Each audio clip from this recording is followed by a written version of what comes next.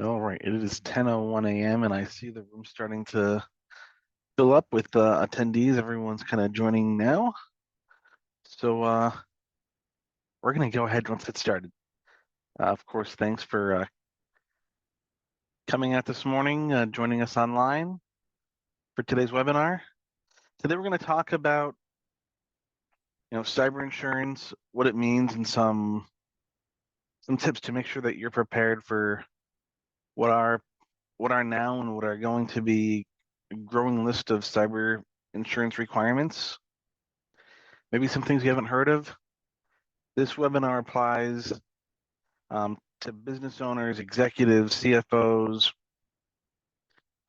regardless of your industry. If you're in a nonprofit, if you're in healthcare, this affects all of us. So first, just a little bit of who I am and why you should care.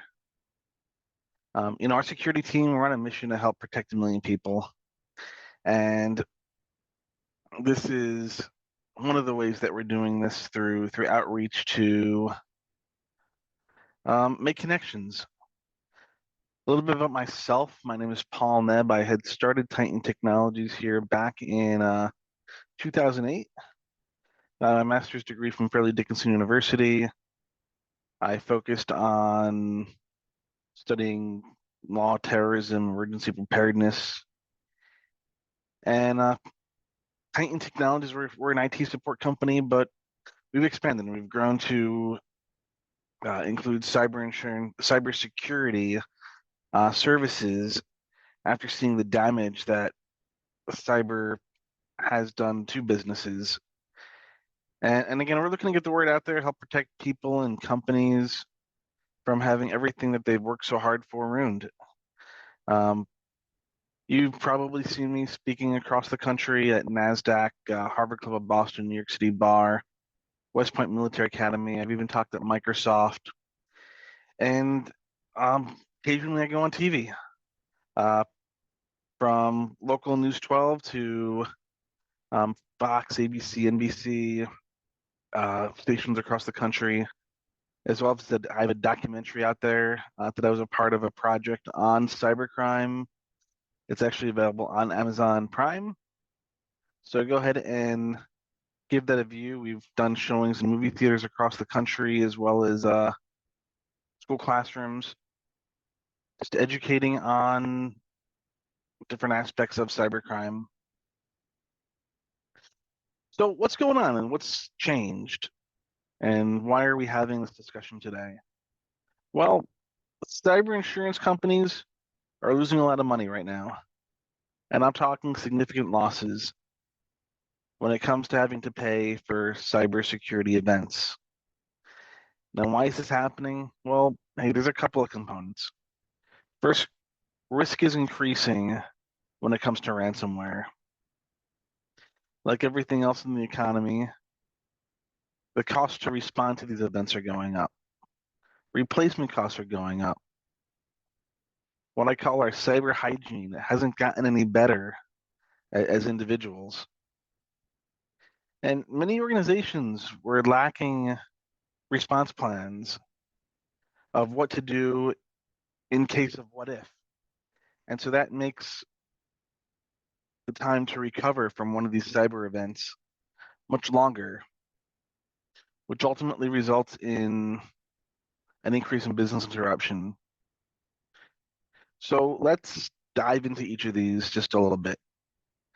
When a company gets hit with ransomware, it costs them money. Often that money is measured by how much they have to pay to get their data back. Because when it comes to the nitty gritty, the cyber criminals who are hacking into networks are interested in getting you to pay them to get your data back. And to kind of give you an idea of how much that ransom has increased over the last year, it's gone from an average of $300,000 to $925,000. Basically, it's gone from $300,000 to just shy of $1 million. So that means when someone gets attacked by ransomware, the insurance companies, end up having to pay a lot more than they did in the past. Ransomware is not the only thing going up. Hackers have found another method to break into someone's email box. And then when they hack into your email box, they monitor it for a little while, look for signs of monitoring funds, um, people sending money from one person to another or paying an invoice. And then what they do after that is they get, they change that email a little bit, change the content and get you to send the funds to the wrong person. This is what's called the business email compromise. I mean, it's also gone up. And it's not just gone up in the amount that hackers are getting people to wire places. The rate in which the incidents are occurring has also gone up. In 2022, 65% of organizations suffered some sort of business email compromise. And last year in 2023, that went up to 77%, meaning that 77% of organizations have experienced a business email compromise. And it's not just that it's actually gone up in frequency, but also the amount of money that's being fraudulently wired. And the FBI is onto this too. The FBI recognizes a 65% increase in the global losses that have been experienced with cybercrime. So we're seeing a lot of money going to the wrong person. And if you've ever wired money before, once you wire money, you can't really call the bank and say, I sent it to the wrong person, I want it back. Once you wire that money, it's pretty much able to be undone. So what we have here in this chart shows that both the impact and the likelihood are going up. So there's a tremendous amount of risk, which is a bad thing. And if there's anything we know about insurance companies, they don't like risk. There's also an increase in the response cost. The costs associated with responding to a cyber event are going up, which means when you contact or reach out to your insurance company or your IT firm who's going to be involved, the cost to respond to that incident, the spend for security experts, IT forensics experts, legal experts, those costs have all gone up because right now we've seen an increase in all those labor costs. So labor costs have gone up. The cost that the bad guys are demanding has gone up, as well as the replacement costs of the equipment. There's been an average of a 6% increase in tech budgets over the last year. 1 in 4 businesses actually increase their security budgets in response to a security incident. So we're seeing just an increase all around in what's going into IT spend. Next, we've got inadequate cyber hygiene, which means that preventable events are happening anyway because users aren't doing things like changing your passwords. And I know you're chuckling when I say that, but it is true. And of course, with remote users, people working hybrid or fully remote, even coming back into the office, you're working from home, you don't have those normal security controls that you would have in your office. Things like a firewall. Come to think of it, most of the firewalls or routers that you might have had in your house, you bought at Walmart or Best Buy. They're not very secure. And as people come back to the office, we're seeing more and more of these attacks happening on machines where they're being infected while you're at home. And now you're bringing that problem with you into the office, affecting the other machines in the organization. The next piece that we're seeing is a complete lack of incident response plan. Well, what is an incident response plan? Well, it's a plan that goes through and identifies the steps a business is going to take when or if, or like when, they have a cyber incident, they get hit by ransomware, or experience a business email compromise. Well, 77% of businesses out there don't have these kind of written plans at all. Finally, we've got the business interruption expense. Basically, what that comes down to is there's an increase in the amount it costs the insurance companies when there's an interruption due to ransomware or business email compromise within an organization. So now, if you're an insurance company, what would you do? What does this all mean? Well, it means that cyber insurance companies aren't doing too hot right now when it comes to their profitability. And like the casino, insurance companies, they don't like to lose. So they're denying renewals. They are tightening their underwriting standards. And also premiums are on the rise. As in, you won't allow people to renew existing cyber policies, especially if they had a breach. And for those companies that you do choose to keep on board, we're going to raise their rates. At least the insurance company is. Coverage have increased by 92%. In some industries, even higher.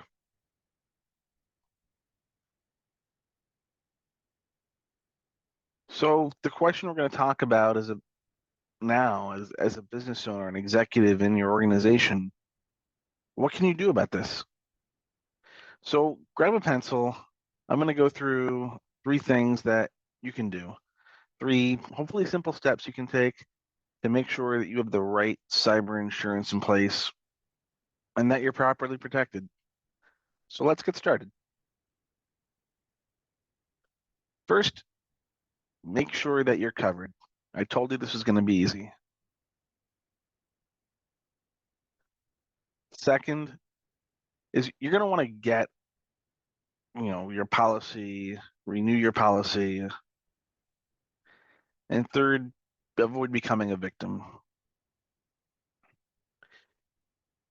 You should really consider making sure that you have a cyber insurance policy. The reason you should do that, well, it's all the reasons we just went through. There's an increase in ransomware risk to businesses and email compromise. We've seen a rising cost when it comes to responding to these events. The increase in replacement costs. Users, they're not doing the right thing when it comes to cyber hygiene. And we're lacking response plans, and of course, the increase in business interruption costs. So for these exact reasons, you need to have a cybersecurity policy in place. Now, there's a couple things you need to know.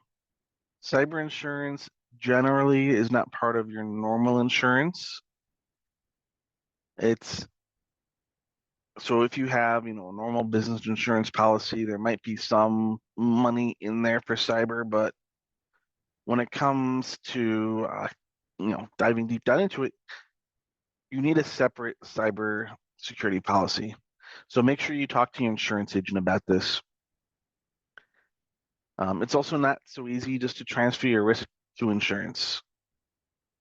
Now, you're probably thinking to yourself, or you might have been thinking until now, that you probably don't need cyber insurance.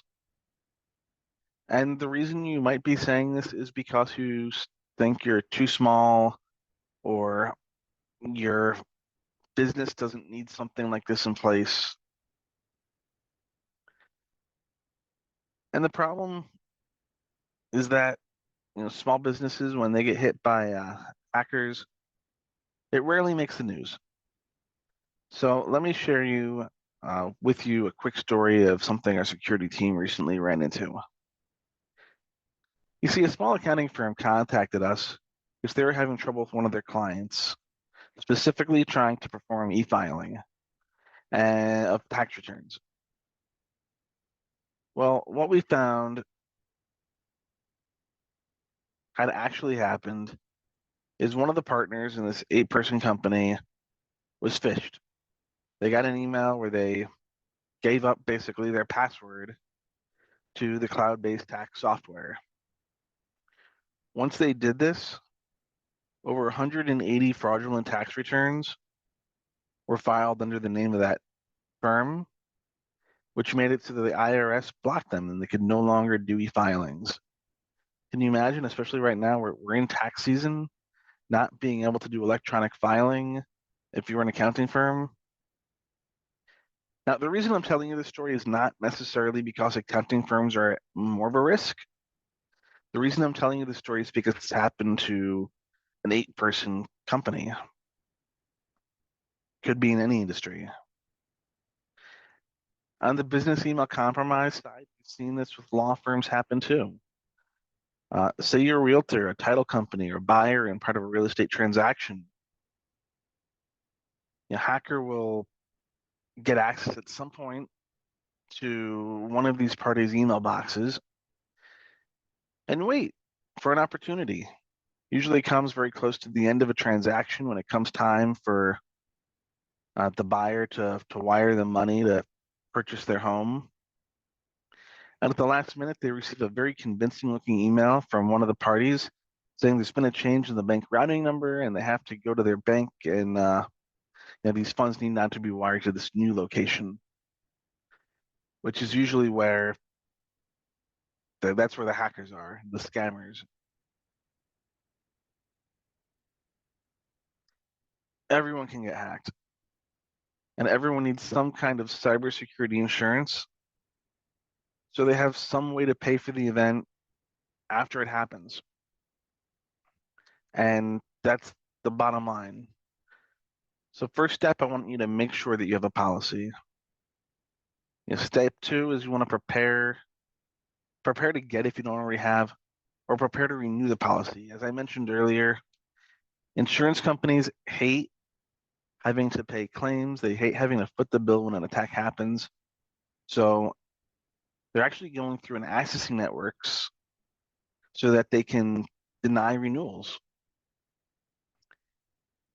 And once you've had your renewal denied, or if you're trying to get cyber insurance for the first time and denied, it really gets hard to get insurance afterwards. Think about it. When you go through and apply for your cyber insurance, one of the first questions they ask you is if you've ever been denied insurance coverage in the past. You'd have to answer yes to that question. And of course, it puts up all the red flags.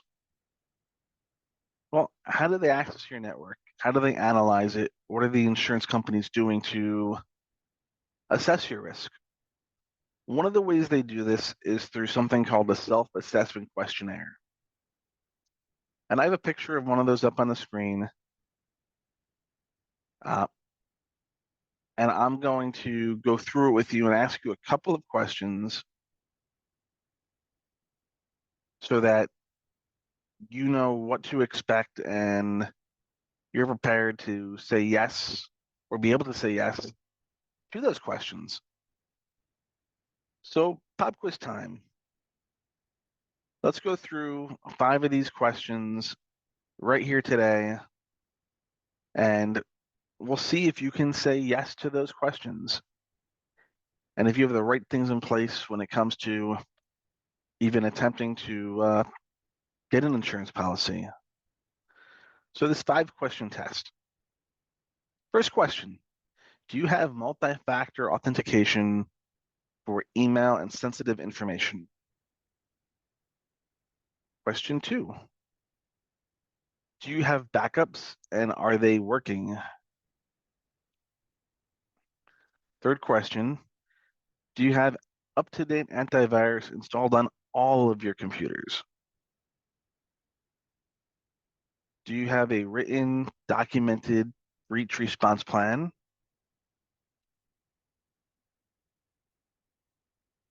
Do you have an up-to-date firewall? All right, now how can you check these all yourself? And I mean, I said, this is going to be so easy, we can do it right here. So let's go back to the first question. So instead of asking yourself, do you have MFA or multi-factor authentication set up for access to email and sensitive information? I want you to ask yourself this. Are you prompted when you log into your email or cloud-based data to enter a code that you have to find on your phone? If so, then you have multi-factor authentication. If not, then you don't. Easy, right? Next easy question. Do you have backups and are you sure they're working? Well, another way to think about if your backups are working, when's the last time your tech team told you how long it took for a backup to recover all the servers during your annual bare metal restore recovery test? These are the kind of things and the kind of answers that you should be getting not by asking, but by them telling you, saying, hey, I just want to let you know that it looks like it'll take you 3 hours to recover your servers if you had an event, as an example. This is a great way for you to know that everything's in place. And when you know the timeline, you have the ability to know how much time it takes for you to recover if an event were to take place. Number 3, do you have up-to-date antivirus software on all of your machines? Now, here's the thing. We do a lot of assessments and scans of networks, and we actually find that 20% of them have at least one machine that's missing antivirus. Easy way to check to see that you're protected in most cases, go down to the bottom right corner of your screen down next to your clock. There's an icon, and when you hover over the icon and it says antivirus, that's a good indication that you have it and that it's installed. Next question, do you have a written documented breach response plan? And I know you're probably thinking, well, that's not my responsibility. IT's got that handled, or HR is going to take care of that. Here's the thing. As the owner or principal in an organization, you're responsible. You're responsible for your team. You're responsible for communicating should a breach occur, which also means talking to your clients, possibly talking to the media, insurance, legal, other organizations that might happen when a breach occurs. So make sure you have this plan documented, and it includes things like how you will be communicating. And finally, do you have up-to-date firewall technology? And a great way to figure this out is to check to see if you're paying a subscription to your firewall vendor. If you are, then it's very likely you have something like this in place. So that's something you can check by talking to your CFO or accounting department. See if you're paying for a firewall in the business.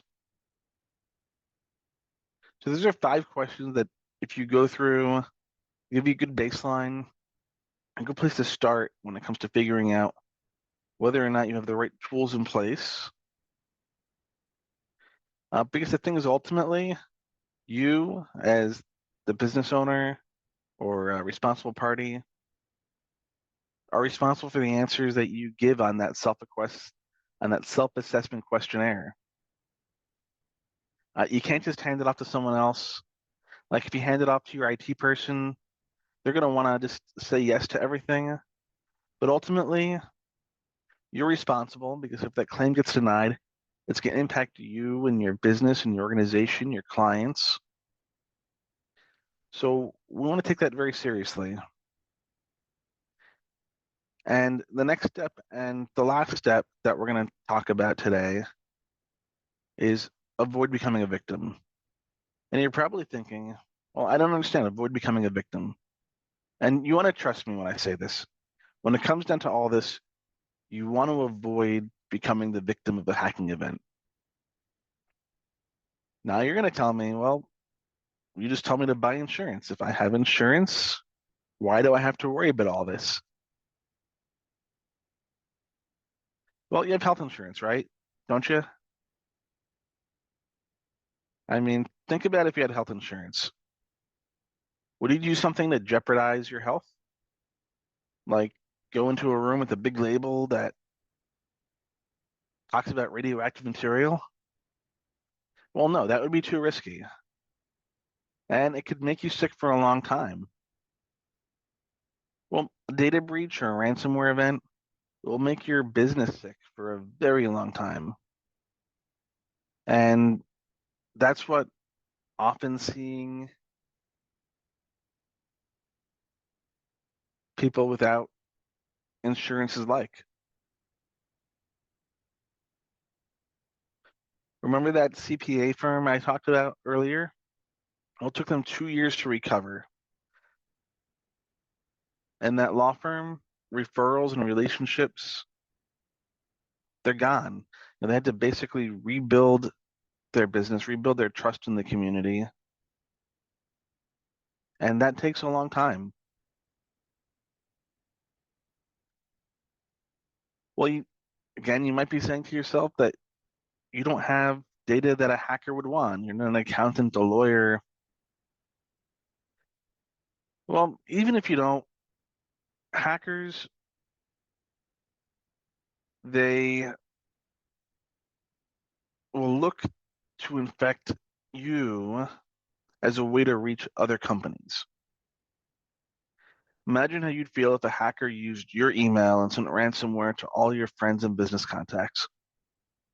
How would you feel as they called you and expressed how upset they were because they opened, an email they thought was trusting from you? You can avoid this and avoid becoming a victim because 93% of security breaches are preventable. But how? Like, how can you avoid becoming a victim? One surefire way is to have someone inspect your network no less than every 90 days. And what they're inspecting for are vulnerabilities and risks and other misconfigurations that allow hackers to get in. And one last thing, probably something you never thought of, a third-party security risk assessment. Now, our team here at Titan Technologies, we've built probably one of the most comprehensive cybersecurity analysis tools that are available. We've combined over 13 of the top cyber insurance assessments, and we'd like to offer, as a thank you for joining us today, we'll do this for you for free for your organization so that you can see if you have the right tools in place to obtain cyber insurance or even just be protected as an organization. We get the link down here on the screen, and we'll do a complete assessment of your cybersecurity stack. Now, you might be thinking to yourself, well, I have an IT person, they're responsible for this, I'm going to pass this down to them. But as I mentioned earlier, in cybersecurity, it's everyone's responsibility, especially the business owner or executive.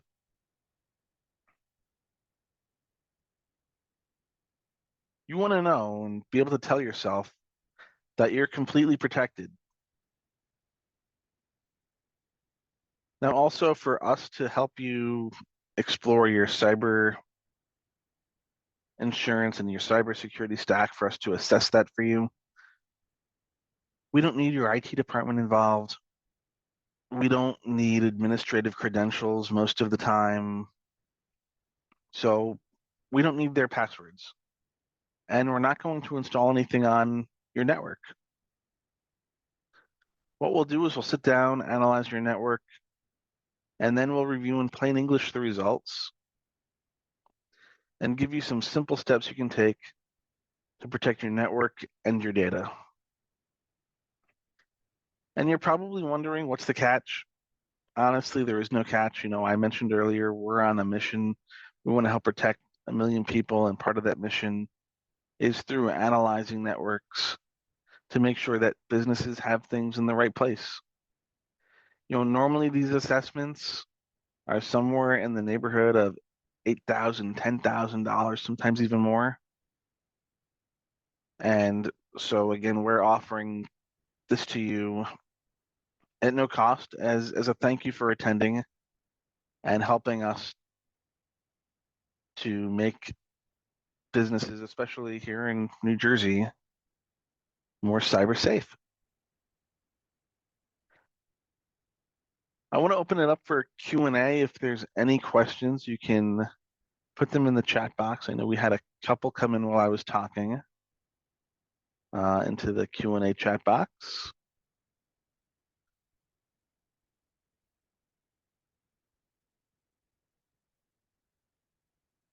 Make sure I get the right box up here.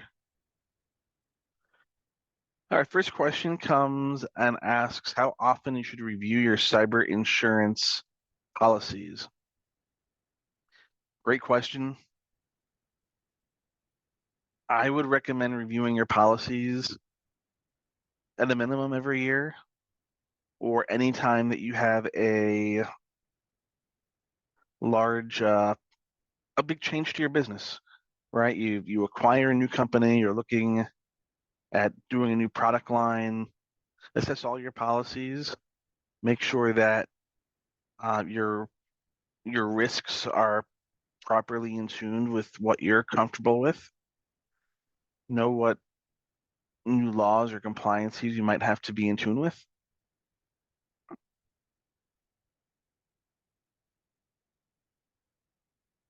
And how do insurance companies know if you've been hacked or not? Aside from you answering the question on the survey they send out, asking questions about your past business experience and past claims you might have had. Well, I guess they're going to know when you call them and ask them for some money to help bail you out of a cyber attack, right? So they'll they'll find out when you call them for money.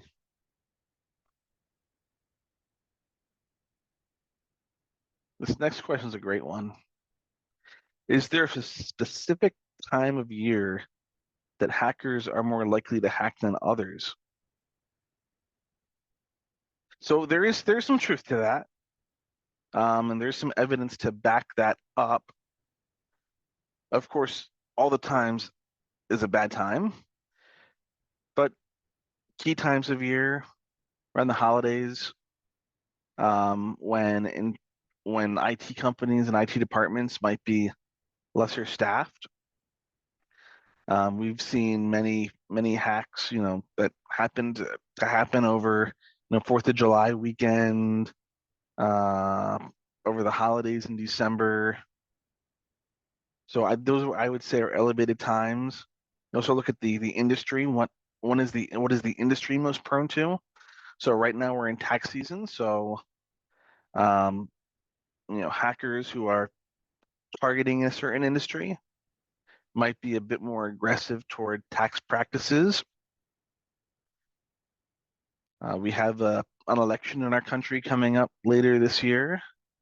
Not to be political, but there's an increase in chatter or suspect of cyber chatter during those key times of the year. And really, what it comes down to it, and I mean, I get to kind of think like a hacker.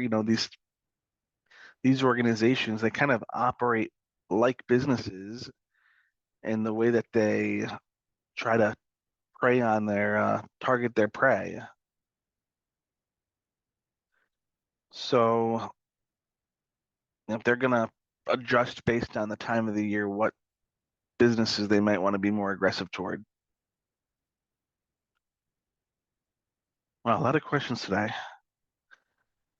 Do hackers employ a different method of hacking into your system based on the industry you work for instance, a CPA versus a nonprofit?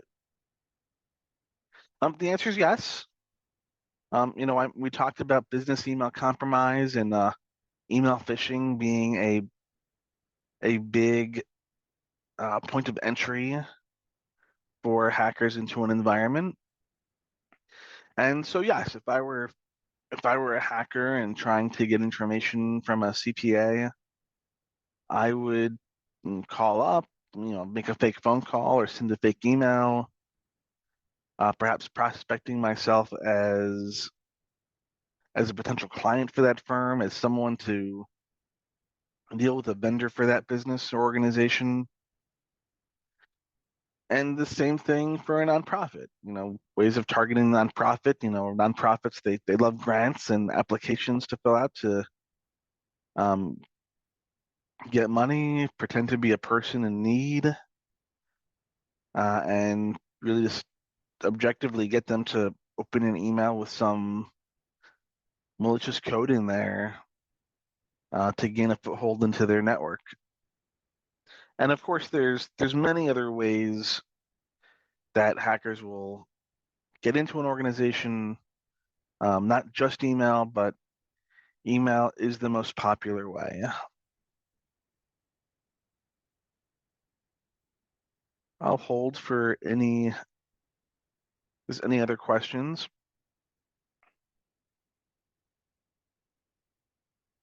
Great. So keep in mind, we're here for you. We'd love to work with you, help you and your organization out. So please give us a call, send us an email. You'll probably be getting reached out to um, by Beth or Joe on our team here in the next day or so to see what you thought about the webinar, to see if you would like us to assess your cybersecurity stack. And we'd love for you to pick up the phone when we call and say yes. So with that, I know we scheduled ourselves for about 45 minutes. We are a bit shy of that time, so I will give that time back to you. And thank you again for joining us this morning on this important webinar. And if you like what we had to share, please share this information with your business colleagues. Have a great day.